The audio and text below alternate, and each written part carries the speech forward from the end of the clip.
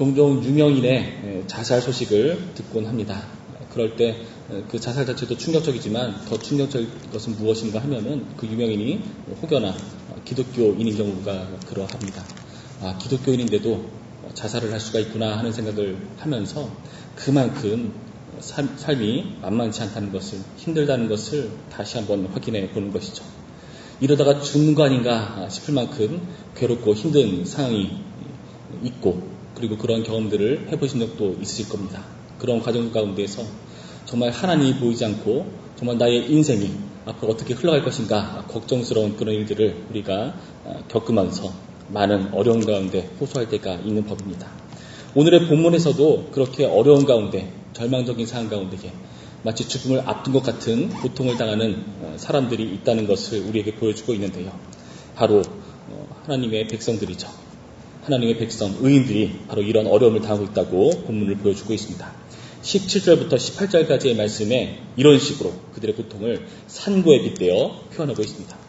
여호와여, 잉태한 여인이 산기가 임박하여 산고를 겪으며 부르짖음같이 우리가 주 앞에서 그와 같으니이다. 우리가 잉태하고 산고를 당하였을지라도 바람을 낳은 것 같아서 땅에 구원을 베풀지 못하였고 세계의 거민을 출산하지 못하였나이다. 이미 이 잉태한 것 때문에, 이 산기가 임박한 것 때문에 많은 고통을 호소하고 있는데요. 그런데 문제는 무엇인가?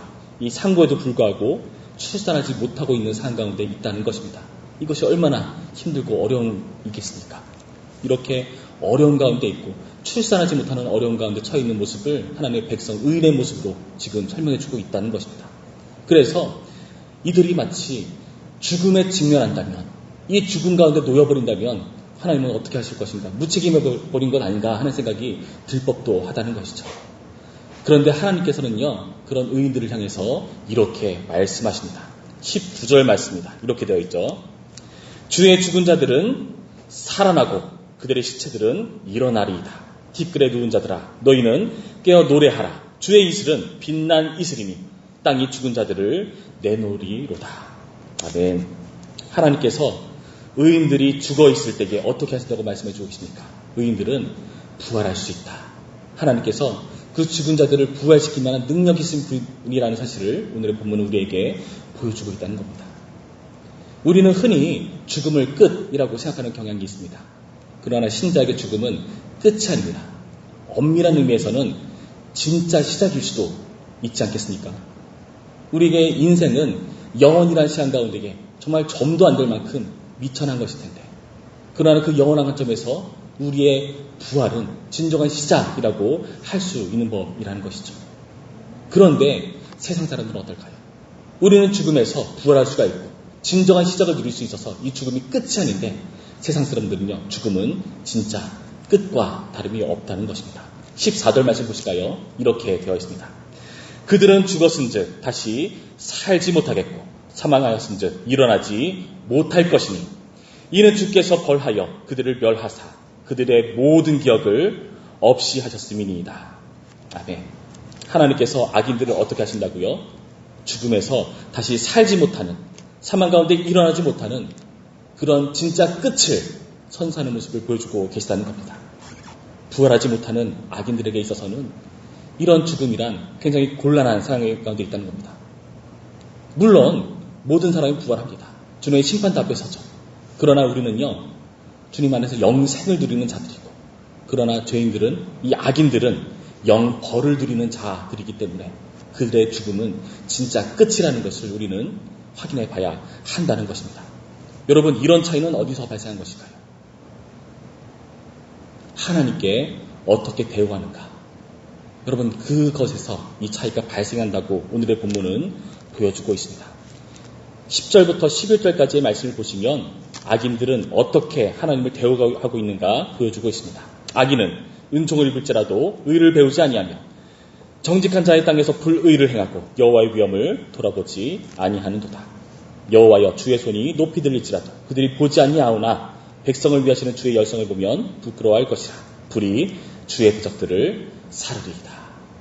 악인들은요, 끝까지 하나님을 대적하고 하나님을 반하고 하나님을 존중하지 않는 모습, 하나님의 위엄을 인정하지 않는 모습, 이러한 결과로 그들은 결국 이러한 결과를 초래할 수밖에 없다고 보여주고 있다는 것입니다. 여러분, 이것은요, 하나님의 분노를 촉발할 수밖에 없습니다. 하나님께서 그들을 그냥 두지 않으시죠. 20절과 21절 말씀에 무엇이라고 되어 있습니까? 내 백성아 갈지어다. 내 매실에 들어가서 내 문을 닫고 분노가 지나기까지 잠깐 숨을 지어다. 보라, 여호와께서 그의 처소에서 나오사 땅의 거민의 죄악을 벌하실 것이다. 땅이 그 위에 자았던 피를 드러내고 그 살해당한 자를 다시는 덮지 아니하리라. 하나님의 분노가 정말 이 땅을 심판하시는 모습으로 드러나고 있는데요. 그런데 그 심판이 어느 정도인가? 그 진노가 어느 정도인가? 하나님의 백성에게 잠깐 숨어 있어라 라고 말씀하실 정도라는 것입니다.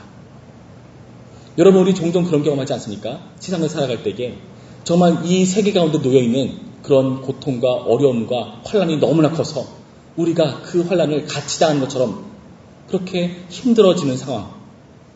뉴스를 보면은 좋은 소식이 보이지 않죠. 온통 우리를 불안하게 만들고 소극적으로 만들고 앞일을 걱정하게 만드는 그런 소식 가운데에서 이 세상의 모든 근심과 걱정이 나에게 쏟아지는 것 같은 그런 아픔. 여러분, 그럴 때 있지 않으십니까? 그만큼 하나님의 분노와 진노가 이 세상 가운데 클 수도 있다는 겁니다. 그럴 때 우리가 어떤 생각을 가져야 되는가? 하나님께서 우리에게 숨어 있어라 라고 말씀하실 정도의 진노가 이 땅 가운데 발휘되고 있구나. 여러분, 그렇게 여길 만한 세상이라는 것이죠. 여러분, 그렇다면 우리에게 숨으라고 말씀하신대요. 우리가 숨는다는 것은 무슨 의미일까요? 여러분, 우리가 어떻게 숨을 수가 있겠습니까? 여러분, 우리는요, 오직 우리를 보호하실 수 있을 만한 능력을 가지신 하나님께로 숨는 방법이 있다는 것을 명심하시기 바랍니다. 우리가 누구에게 숨을 수 있다고요? 하나님께 숨을 수 있다는 것입니다. 우리가 하나님께 숨다는 것은 바로 이렇게 하는 것입니다.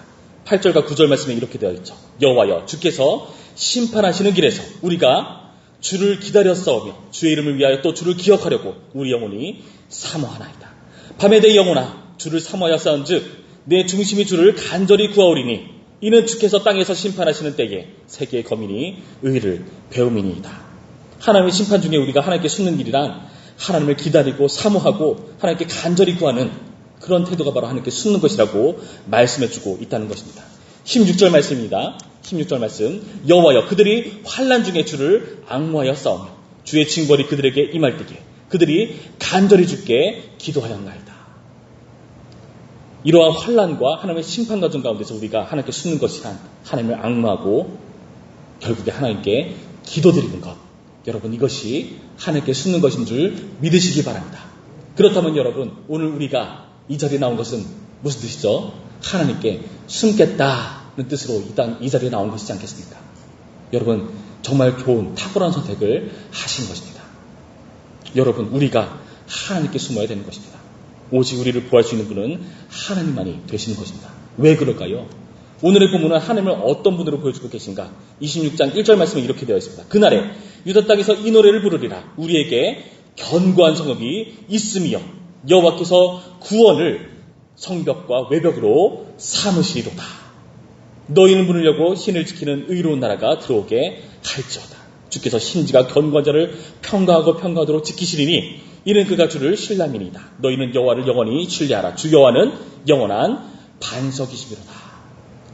여러분, 하나님께서 우리의 견고한 성이 되십니다. 성벽이 무엇으로 되어 있다고요? 구원으로 되어 있다고요. 우리를 구원하신 것이 우리의 성벽 된다고 말씀해 주고 계시다는 겁니다. 그렇다면 우리를 구원한 성벽은 여러분, 우리에게 누가 되시죠? 예수 그리스도가 되는 것이죠.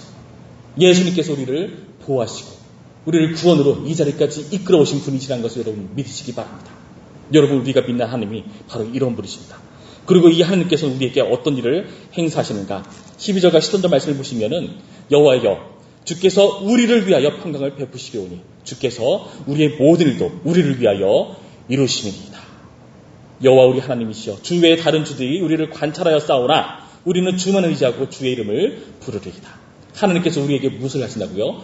우리를 위해서 일하신다. 우리의 모든 일을 우리를 위해서 하신다고 말씀하신다는 겁니다. 그리고 결과적으로 우리를 승리케 하시는 분이라고 말씀하십니다. 6절 말씀입니다. 발이 그것을 밟으리니 곧 빈구한 자의 발과 곤핍한 자의 걸음 이리로다. 여러분, 하나님께서요, 정말 교만한 모든 것들을 낮추고 심판하시는데요. 그들을 밟는 발이 바로 우리의 발이 될 것이라는 것을 밝혀주고 있다는 것이죠. 그래서 궁극적인 승자가 우리가 된다는 것을 보여주고 계시다는 겁니다. 여러분, 정말 잘 나오셨습니다. 우리가 하나님께 순다는 것은 하나님을 의지한다는 뜻이고요. 그리고 우리가 죽음이 끝이 아니라는 것은 사망 권세를 이기시고 승리하신 예수님을 믿기 때문에 그 승리가 우리의 것이 된다는 것을 우리가 확인하기 때문에 그래서 우리가 이 구원의 성이신 하나님을 의지할 수 있다는 것입니다.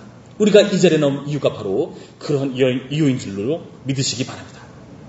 여러분, 모든 세상은요 죽음이 끝입니다. 그래서요 죽지 않기 위해서 발버둥치는 그런 삶을 살아가고 있습니다. 그러나 우리는요 믿는 구석이 있습니다. 우리는 숨을 자리가 있습니다. 우리를 보호하시는 구원의 성이 있습니다. 우리에게 죽음은요 죽음이 아니라 새로운 시작이고요. 부활의 생명을 누리는 길이고요.